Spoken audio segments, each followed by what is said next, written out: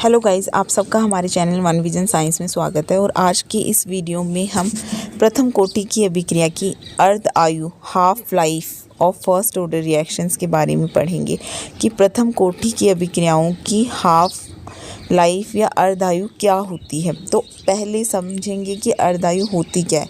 तो अर्धायु वो समय होता है जिसमें अभिकारक रिएक्टेंट की कंसंट्रेशन या अभिकारक का आधा भाग उत्पाद में परिवर्तित हो जाता है। मतलब अभिकारक का आधा भाग किस में कन्वर्ट हो जाएगा, प्रोडक्ट में कन्वर्ट हो जाएगा। तो जैसे जनरली हमारे पास रिएक्शन है ए, जिसमें ए अभिकारक है या रिएक्टेंट है और इससे बन रहा है प्रोडक्ट बन रहा है पी, और ये फर्स्ट ऑर्डर की रिएक्शन है।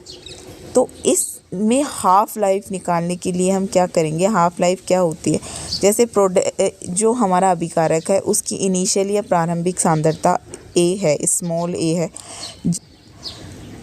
जब ए की आधी मात्रा प्रोडक्ट में कन्वर्ट हो जाएगी तो उसको हम बोलेंगे हाफ लाइफ। मतलब टी हाफ पर जो ए है अभिकारक का, वो प्रोडक्ट का ए बाई हाफ हो जाएगा। मतलब प्रोडक्ट ए बाई हाफ हो जाएगा ए टी हाफ पर। टी हाफ या अर्ध आयु जब हो जाएगी तब प्रोडक्ट की कंसंट्रेशन अभिकारक की कंसंट्रेशन की आधी हो जाएगी। तो अभिकारक की कंसंट्रेशन कितनी है, ए, और ए बाई हाफ कंसंट्रेशन हो गई प्रोडक्ट की टी हाफ पर। तो इसके लिए हम देखेंगे, जो हमने फर्स्ट ऑर्डर रिएक्शन है उसके लिए वेग कांस्टेंट या रेट कांस्टेंट निकाला था।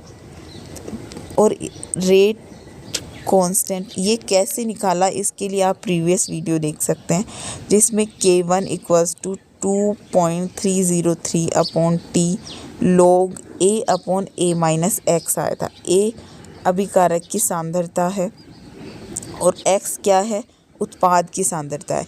अब हमें क्या करना है, टी हाफ निकालना है। तो टी को इधर ले जाएंगे, K1 इधर डिवाइड में आ जाएगा। तो T half 2.303 upon K1 log A upon A minus x की कंसंट्रेशन टी हाफ पे कितनी हो गई, A अपॉन 2। मतलब रिएक्टेंट की कंसंट्रेशन की आधी हो गई तो A अपॉन 2 लिख दिया।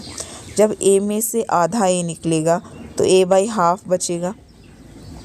तो इधर बचा A बाई हाफ, एक में से A बाई हाफ घटाया तो A बाई हाफ बच गया। और सेम इक्वेशन वैसी की वैसी है। अब ये दो ऊपर चला गया, A से A कैंसिल हो गया। अब बचा टी हाफ 2.303 K1 log 2। अब log 2 की यहाँ वैल्यू रख देंगे। log 2 की वैल्यू आएगी 0.3010, ये log 2 की वैल्यू होती है।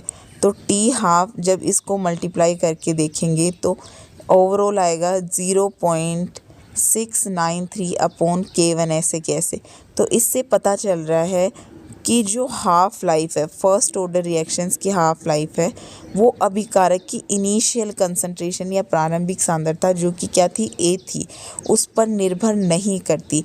क्योंकि अगर निर्भर करती तो यहाँ एक का कोई ना कोई फॉर्म आता या एक की वैल्यू आती या ए आता, जिसकी वैल्यू हम बाद में रखते। पर यहाँ कोई ए नहीं आया है, यहाँ सिर्फ रेट कांस्टेंट या वेग नियतांक आया है और ये वैल्यू है। तो ये सब कांस्टेंट है।